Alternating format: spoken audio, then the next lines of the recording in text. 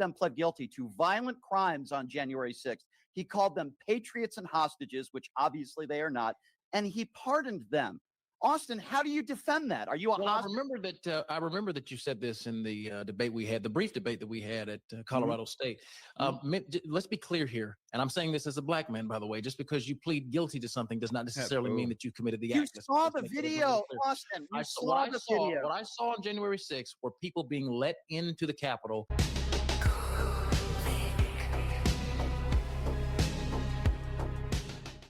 And I do include you as one of those. And I think I met your girlfriend too, and she's very nice. And but I figured we'd come on today and have a little discussion. Let's start with the Charlie Kirk funeral. Yes. What do you make of Donald Trump saying he hates his enemies? Obviously, he's talking about Democrats because, Austin, we're talking about a funeral. This is the guy who you voted for. Do you think that's appropriate for him to use language like that? I think it's very important to understand that Trump, he has this tendency to sort of over glamorize the moment and some kind of turn it about himself a little bit. But in that instance, I think he was making a joke when he said, you know, you have to love your enemies, but I don't like my enemies. I don't want the best for my opponents. I'm sorry, Erica. Charlie he's probably looking down on me right now, probably upset about that, to quote him exactly. So I think in that instance, he was making a bit of a joke. He was trying to kind of lighten the mood a little bit. So I don't really put too much stock in that particular statement. I think he was just trying to lighten the mood in that. Do you think lightening the mood is saying you hate half the country? Because I guess respectfully, I disagree with you on that. I don't think what Charlie Kirk literally, we can agree, he was from political violence, right? This was one crazy lunatic individual. We both agree it was horrible. Yeah. So do you think it's appropriate when Charlie Kirk is lying there with a bullet through his neck, he's dead, and now Donald Trump is saying he hates half the country, even if you think that was a joke? And by the way, I disagree with you. I don't think it was a joke. I think he actually means that. I think he has a lot of hatred in his heart. Isn't that part of the problem and why we're here? Why? Yeah, but why wouldn't he hate? Why wouldn't he hate the Democrats after all the Democrats have put him through? Especially all the assassination attempts. I mean, geez, there was like one. Wasn't there one the other day? Like, there's been 5 now? They try to throw him in jail. They try to impeach. They did. They impeached him twice. Why wouldn't he hate the Democrats? Like, why? Why wouldn't he? What good reason can you give, Brian, that why shouldn't he hate the Democrats? Wouldn't you? If Republicans tried doing that to you, Brian, wouldn't you hate the Republicans? You hate the Republicans already for a lot less. Well, that would be part of the problem if Trump was being serious. I don't think I'm looking at his body language. I'm looking at his tone. I'm looking at him saying Charlie's probably up there, not happy with him right now. I think he was definitely joking in that instance, but I don't think. Even if he was joking. Thank you very much, Knight Captain Corvus, for the $5 for the Buffalo Brian Escape Fund. Thank you very much, Knight. Appreciate you. Only 3 more to go. Joking. Do you think that's appropriate at a funeral? Well, we can argue about what's appropriate or not. I don't think it was maybe it wasn't the best time. But I think that he was, once again, I do highlight the fact that the president was trying to lighten the very somber mood. I mean, it was a celebration of life. Charlie has had his private funeral. Charlie's laid to rest now. And I think that what is important for the country is to try to make the best of a bad situation, a horrendous situation. And you think Trump is doing that? You think Trump's showing leadership and bringing the country together? Well, I think that the entire country and the massive amount of outpouring of support that was there for Charlie at that rally, I think it was a very, very good display. Okay, but I'm sorry to interrupt you, Austin, but I'm specifically talking about the president. I understand that there are people out there that want to bring the country together. I understand what you're saying, and I agree with that. There are people out there that are doing that. But you're a Trump supporter. Do you think Donald Trump, over the course of the last week and a half, attacking the radical left, saying he hates his opponents, whether you think it was a joke or not, do you think the leader of the free world is actually showing leadership, lowering the temperature, and bringing the country together? I think he's showing his brand of leadership. I think that he is neither lowering nor raising the temperature. I think Trump is being Trump. I think that when you talk about him attacking the radical left, because that's who took the life of Charlie Kirk, was an absolute radical. How do you know that? The information that has come out on Tyler Robinson, which has been first of all, I have to give credit where it's due. Candace Owens has been doing a fantastic open investigation on this. And the latest report that she released, or the latest episode of her series following this, indicated that Tyler Robinson's father, who was a Republican, noted that his son was becoming more and more radicalized to the left over recent months. Is Candace Owens investigating this? Because last I checked, Candace Owens is the same person who says Donald Trump won the 2020 election. Candace Owens is the same person who makes anti-Semitic comments on a regular basis. Why would you use Candace Owens as a source? It's like using Laura Loomer. She's not investigating this. She's not an investigator. All we know is that the family is a Republican family. We know that this 22-year-old, what 22-year-old doesn't want to do the opposite of what their parents want them to do? Now, obviously, this person was a lunatic and crazy. Yes. But wait, what? So he's blaming this on by the way, this is a 22-year-old, not a teenager. 22-year-old. Is he saying that the reason why he did that was to rebel against his Republican parents? So is Brian trying to say that it's his Republicans' parents' fault for being Republican? I assume that he's a leftist. I don't, and why does it even matter? I don't understand. I don't understand. Why does it even matter? Well, the reason that I think it matters. Why does it even matter? We could watch the whole, I think Brian made a video talking about the recent mosque shooting that was over here in California. We could see what he says about that and see if he's consistent at all. Spoiler alert, he's probably not going to be consistent. Matters, and I think the reason I think it's very significant in this case is one, I'm not here to talk about the 2020 election. I'm not talking about something that is 4 years old. Candace Owens. They still are. Trump still is. Well, I mean, Trump is Trump. Trump has an ego the size of Mount Everest. His ego is a little bit bigger than mine, and I thought mine was. But Austin, come on. Why is that an excuse? When you keep saying, it's not an excuse, Brian. I think that what I'm looking at with Donald Trump is Trump, whether we like him or not, whether he's brash or not. We have to remember 77 million Americans voted for him because in their mind at that time they were fed up with what they called the establishment. That's why Trump was able to run on a populist platform, and he was able to garner so many voters who felt that they were disaffected and they were disavowed by the Democrats and with the what Trump calls the rhinos, Republican and a lot of those 77 million people are going to be losing their Medicaid. They're going to be losing their food stamps. A lot of businesses have been shut down. We are headed towards a recession. We've started a war with Iran. He said he would end the war within 24 hours with Ukraine. We're no closer to ending the war now than we were on day one. He's blamed DEI hires on plane crashes. And I mean, 77 million, you're right. 77 million Americans did vote for Donald Trump. I think most of those people are very ill-informed and they made a very bad mistake because I think this country would be in a much better place. But you mentioned, Yeah, every time he brings that up, we should be like, yeah, so we shouldn't have universal suffrage, huh, Brian? 77 million voted for Donald Trump. Yeah, we probably shouldn't have universal suffrage, right, Brian? Not everybody should vote, huh? Huh, Brian? Not everybody should vote? Huh? Detroit Dabbler, thank you very much for gifting the One Cool Vic membership. And congrats to the Lawyer Watcher.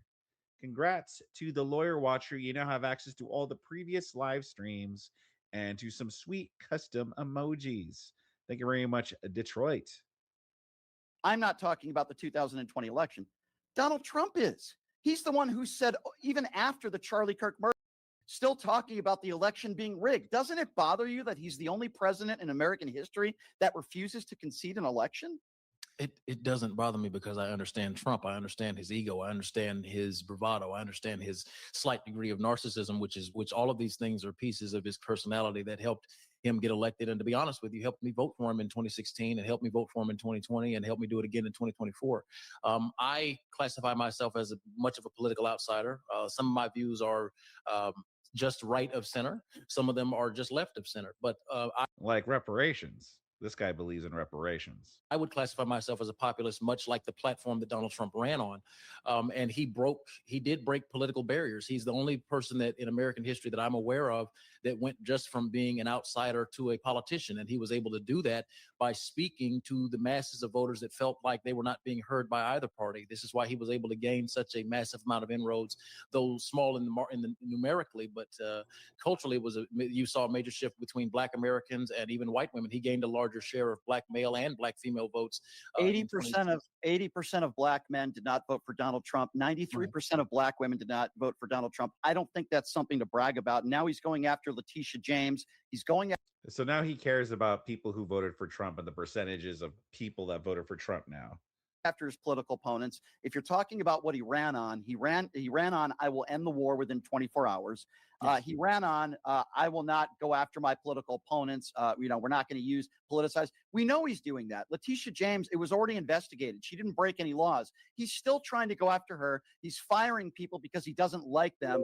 I mean, come on, you know that. You know that. And then, Look, but Brian, it's very important to understand that as the president, there are a multiplicity of positions within the executive office that serves exclusively at the pleasure of the president. So even to your point about me running for president 15 years, if someone is not doing the job that I want them to do, like it or not, I have the authority to fire them and replace them. That is one of the powers granted to the president in the Constitution. I didn't say he didn't have the authority, even though we can talk about how he's broken the law. He already has done that as president this go around. It's not that he doesn't have the authority. It's that he's weaponizing this system to do so. You know that. And you know that's why he's sending the National Guard to D.C., sending the National Guard eventually to Chicago. He's talking about Baltimore, all run by mayors who look like you. You just think that's a coincidence? No, I don't think it's a coincidence. I actually think it's wow, Brian, getting racist there, always having to bring the race up. All run by mayors that look like you, darky. It's a tragedy. The fact that some of the highest know your place, boy. Crime rates in these cities are being run by mayors that look like me is horrendous. I think it's absolutely ridiculous, in fact, that in the city of Chicago has one of the highest rates in this country. And that's no. Hold on. That's not factually accurate. Per capita, they do not. They're not even top 50. Well, when you look at wait, what did he say? Per capita? Huh? Has one of the highest rates. The fact that some of the highest crime rates in these cities are being run by mayors that look like me is horrendous. I think it's absolutely ridiculous, in fact, that in the city of Chicago has one of the highest rates in this country. And that's no. Hold on. That's not factually accurate. Per capita, they do not. They're not even top 50. Well, when you look at per capita, when you look at the rate at which it affects black men and black boys and black girls per capita, it's still the highest because I care about. Yeah. What? Why is Brian bringing up per capita? That's the libtards' arch nemesis is per capita.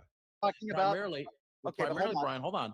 Primarily, I care about what happens to my race first. And when you look at the rates in the United States of America, we are 13% of the population, yet we make up over 51.2% of all the nation's victims and perpetrators. So and if you actually talk to several of the citizens that have been in DC. The anger, the hatred in Bryce Shep is rising. Let's see how red he gets. But real quick, though, Socrates for the $5. Can you repeat this from my 4-year-old son who won't go to bed? Dino Barino, go to bed, please. Signed, Cool Vic. Well, there you go. Go to bed, Dino Barino. It's bedtime. Time to go night-night. Time to go to sleepy time. But thank you very much, Socrates. And by the way, that is how you pronounce his name. It's not Socrates, it's Socrates. I know some that I'm in a group chat with right now that they're very glad that the National Guard has come in. They've reported that crime is down. Even the mayor of DC admitted that crime is down due to the National Guard's presence. Of course, crime is down because the National Guard. That doesn't mean we call in the National Guard to every single city. And by the way, they're going to leave eventually. I would also say I'm not talking about race. No matter what the color of your skin is, I don't want people to be the victims of crime. But what you said is not true. Chicago per capita is not anywhere near one of the most dangerous cities. Washington, D.C., nowhere near one of the most dangerous cities. And, he's picking these cities that are run by Democrats. I find it very convenient not calling in the National Guard to any cities run by Republicans, while we know some of the most dangerous cities in this country per capita when it comes to violence are run by Republicans. He hasn't even talked about those cities. So you can't tell me this doesn't have anything to do with politics. Well, no, I absolutely. Once again, I think it does have something to do with politics. If you look at the cities, when you're referencing the areas that are run by Republicans, many of these states rather, that have high crime rates per capita have Republican governors or Republican-leaning governors. But when you look at the individual cities, many of these are run by Democratic mayors. And Trump did also say that he would expand the National Guard to go around the entire country if necessary. And so I think that if we look at crime. Once again, going back to Chicago and DC, the two cities you initially named, I don't necessarily see an issue with the National Guard being there if the goal is to reduce crime. As someone that has worked as a police dispatcher myself for many years, I would love to see crime rates at zero or net zero. So you think Donald Trump wants to? How dare crime go down? Damn it! If only another president could come in and make crime to go down. Why does it have to be Trump? being there if the goal is to reduce crime. As someone that has worked as a police dispatcher myself for many years, I would love to see crime rates at zero or net zero. So you think Donald Trump wants to make America safer? Is that a fair statement? I would absolutely say that I think he wants to make it. And why did he? All right. Okay. I already knew it. Sorry.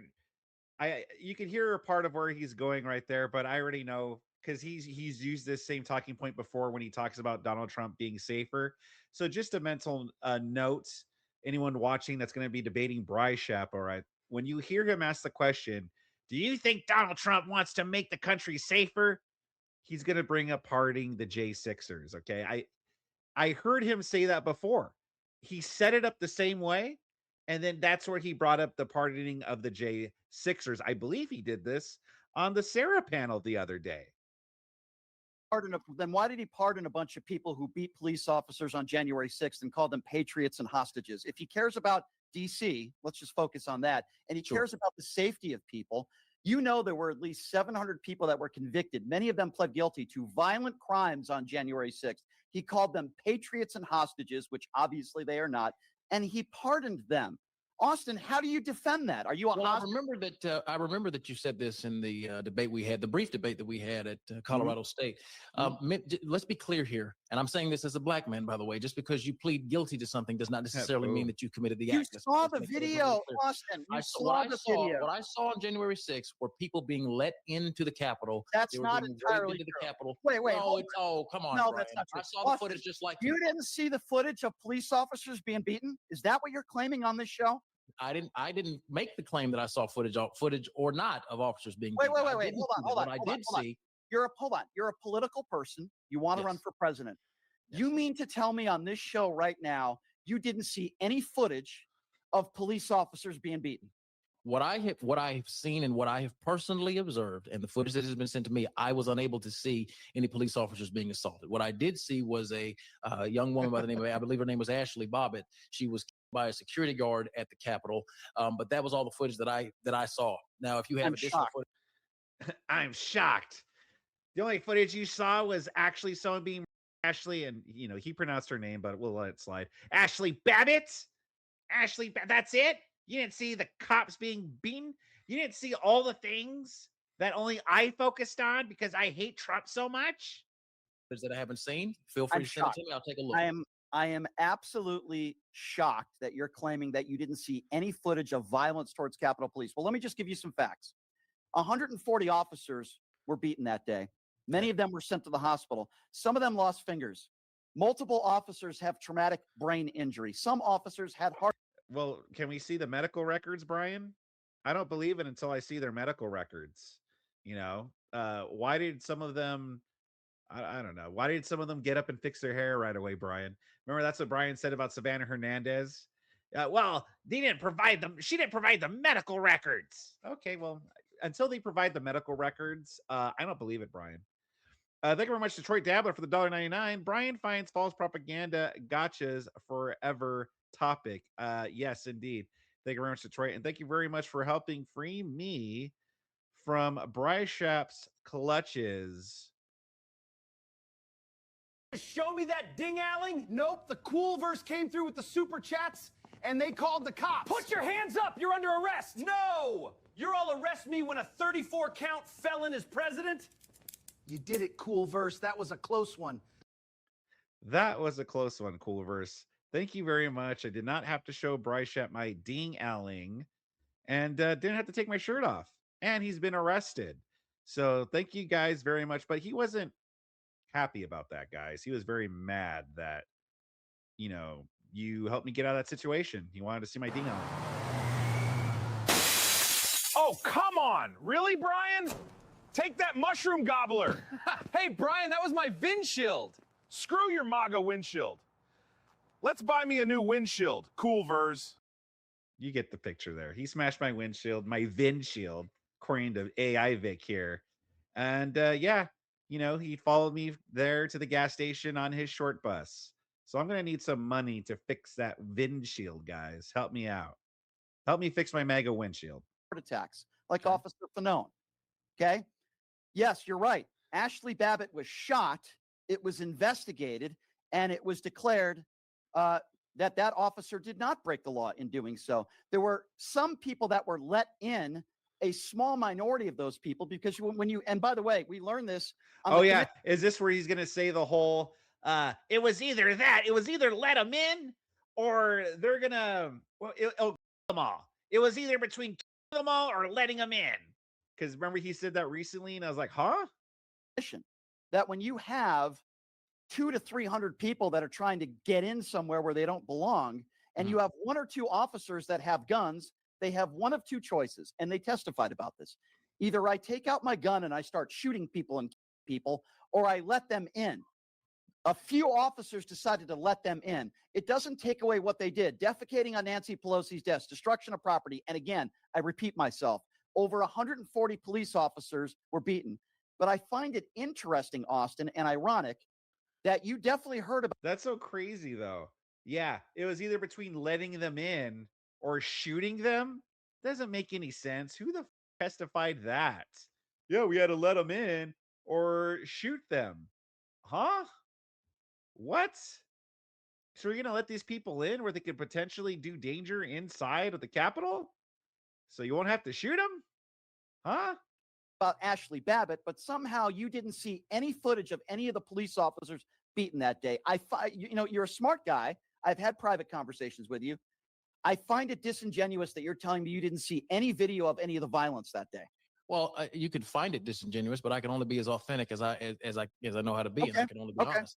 So if I didn't see the footage, I didn't see the footage. Now, like I said, if you have it, I'll gladly take a look at it, and then my assessment will change based on the evidence. I will send it to you. What I want to, the Democrats on the left love focusing on January 6th. Nancy Pelosi is on recording saying that January 6th was her fault. She stated that she declined National Guard being deployed to the Capitol. She said this on tape. So let me ask you a question. My question to you, Brian, is this: how much responsibility do you put on Nancy Pelosi and on the left for the failure to have the National Guard deployed to January 6th? Who was the president that day? That's not my question, Brian. No. I'm answering your question. Donald Trump deployed the National Guard pretty quickly to D.C., didn't he? On January 6th, the National Guard was not deployed. Did Donald Trump have the same powers that day as he had when he deployed the National Guard to D.C. a few weeks ago? Brian, that's a red herring. That's not answering the question. No. The point I'm trying to make to you is that the only thing red here is me, pal, because you're pissing me off. That Donald Trump had the authority. He didn't have to have Nancy Pelosi's authority. Okay, you're the one who's bringing that up. Donald Trump was the president of the United States. He sat on his ass for 4.5 hours. He did nothing. They begged him to put out a video. It took him 4 hours to do so. You know as well as I do that Donald Trump had the authority to do so because he just did it a few weeks ago. But you want to blame Nancy Pelosi, and let me ask you this. If Donald Trump doesn't lie, which he did and he continues to do, and say that the 2020 election was stolen, does January 6th happen? Oh my gosh, that's another. You could make the argument that January 6th doesn't happen. I think you could. Yeah, I think you could. However, once again, I'm not the focus on January 6th and yeah. By the way, look how so it's bad when Donald Trump sends in the National Guard, and it's bad when he doesn't send in the National Guard. See, that's why I hate these libs. Like, it just there's so bad faith, so bad faith. Whenever Donald Trump's like, I'm going to send in the National Guards, they get pissed off. But then when he doesn't send in the National Guards, well, he could have sent in the National Guards, but why didn't he? Well, make up your mind. Should he send in the National Guard or should he not? Or is it just that you don't give a shit and you just want to take whatever side it is that's most beneficial to you during whichever argument you're trying to make? Del Phil for the 10. Brian Shapiro is an indictment on the intelligence level of Western culture. Every word is a pivot, a contradiction, an outright lie. God forbid he ever procreates. Oh, no. But thank you very much, Del Phil, for the 10. Focus on the 2020 election indicates that the left simply wants Trump to concede something that he refuses to concede. He will not concede it on MSNBC. He would not concede it in any interview that he's done. And I don't think that I essentially think you're beating a dead horse and barking up the wrong tree if you think that you're going to get a man with the ego the size of President Trump's to argue or agree that he lost the 2020 election. I don't think that's going to happen.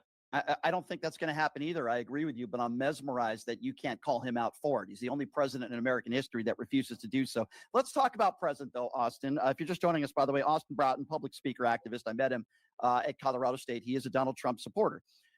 Let's talk about what's happening right now in this country. Sure. Are you comfortable with someone who doesn't have the proper paperwork, that has lived in this country for decades? That That's illegal has been sent immigration. without due process to prisons like El Salvador prisons and others, where people are being beaten and tortured. We're talking about, I'm not talking about violent criminals now. Over 60% of the people that have been deported, some of those people have been sent to these prisons that are nonviolent criminals. Are you comfortable with that? Sure. I'm not comfortable with them being sent to, being sent to prisons if they're nonviolent criminals. No, I'm not comfortable with that. What I am comfortable with, however, is getting those that have come over to this country illegally, getting them out and forcing them to go through the proper process. I don't care how many years you've been here, because what that does is it circumvents and it undercuts those immigrants that have followed the proper procedures and followed the proper protocol. It's a very costly thing, Brian, to move to the United States from a foreign country. It costs anywhere from $2,500 to sometimes upwards of $5,000 per individual to come to the country. So for those that do come over to and cross the border illegally, while I'm not for them going to prisons where they would be harmed or tortured, I am for getting them out of the country. Let me ask you this. In addition to that, there are about 37 Venezuelan parents right now that were successfully deported. They are in their homelands, and there are multiple Democratic lawmakers preventing their children who are still here in the United States from being returned overseas to be with their parents. Now, as a member of the left, what would you say to that?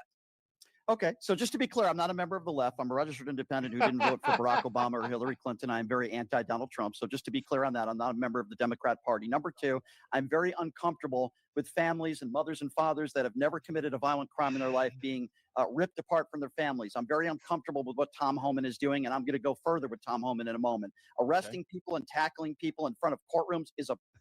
God, dude. Oh my gosh, dude. That's one of his catchphrases, man.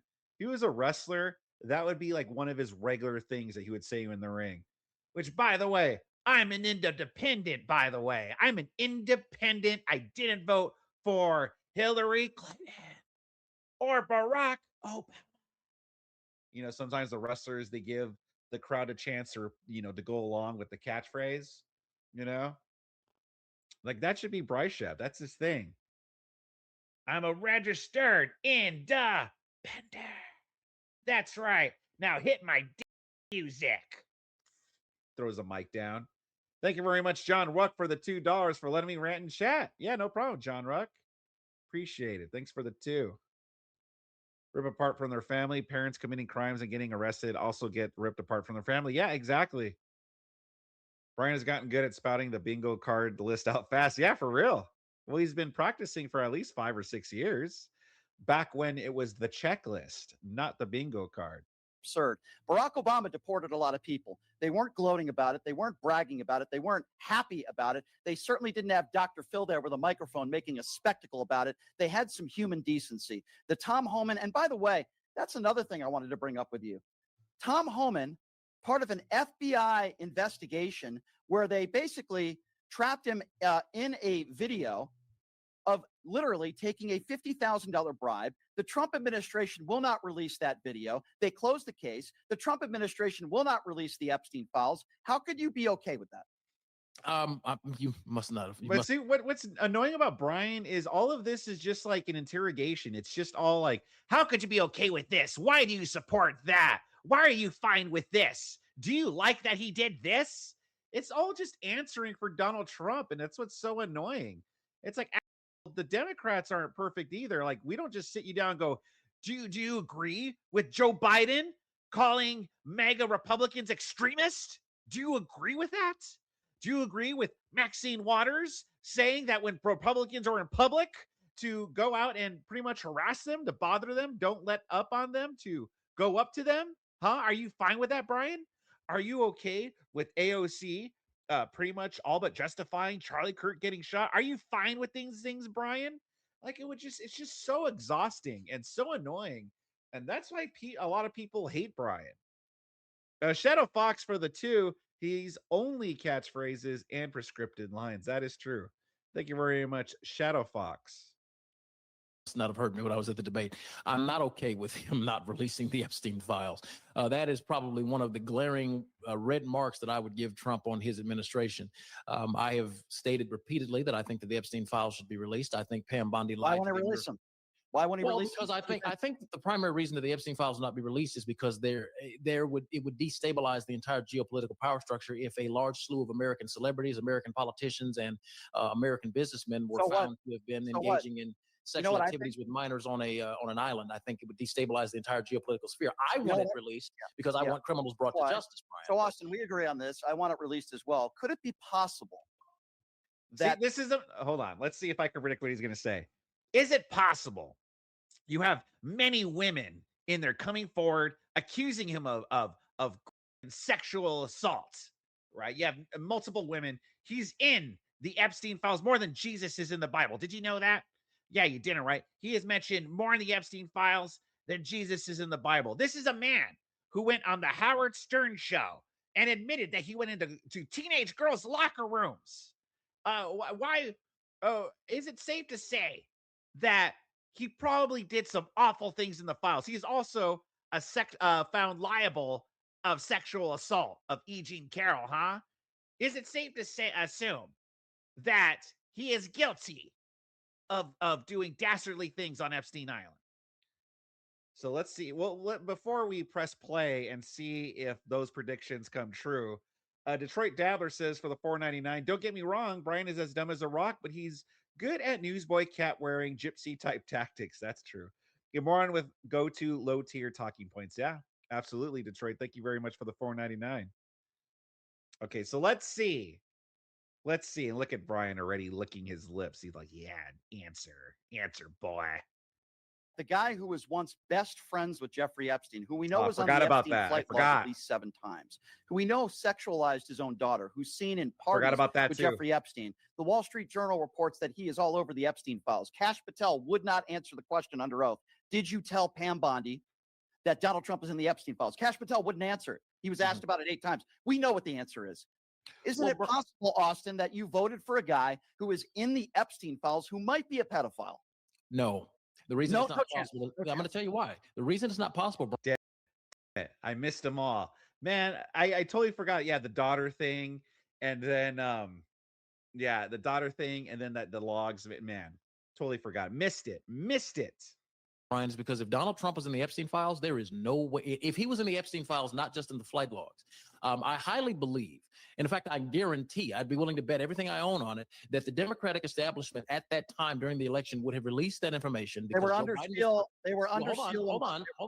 I believe that the Democrats would have released that information if Trump was guilty of having committed any sexual act with a minor. The Democrats did not want Donald Trump to win. They did everything they could. They weaponized the Justice Department against him. They had the 34 felony counts on him. They called him a Nazi. They compared him to Hitler ridiculously, which is insane. How dare you compare Donald Trump, who wouldn't even pale in comparison to the most evil man in America in the world history, to Hitler, for God's sake.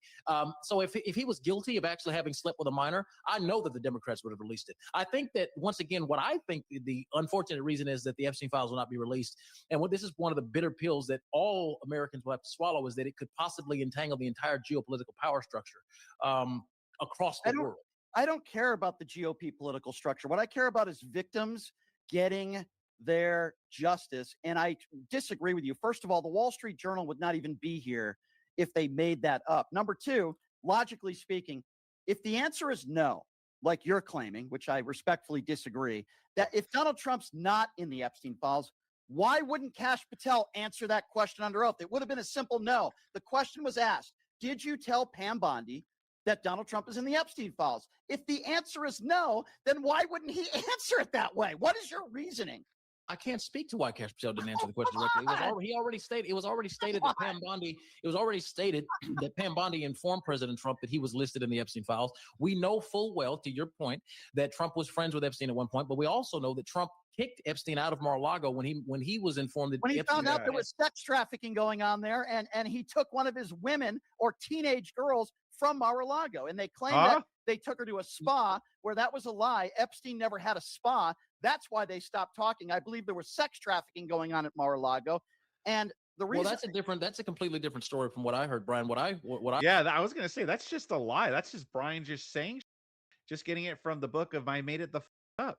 I was told was that Trump kicked Epstein out after Epstein was told to have made a pass at one of the waitress's daughters. So I didn't hear anything about a taking any woman to get a massage or anything of the sort. Listen, you know as well as I do the reason why Kash Patel wouldn't answer that question. They will do everything they can to defend Donald Trump. He was asked a very simple yes or no question.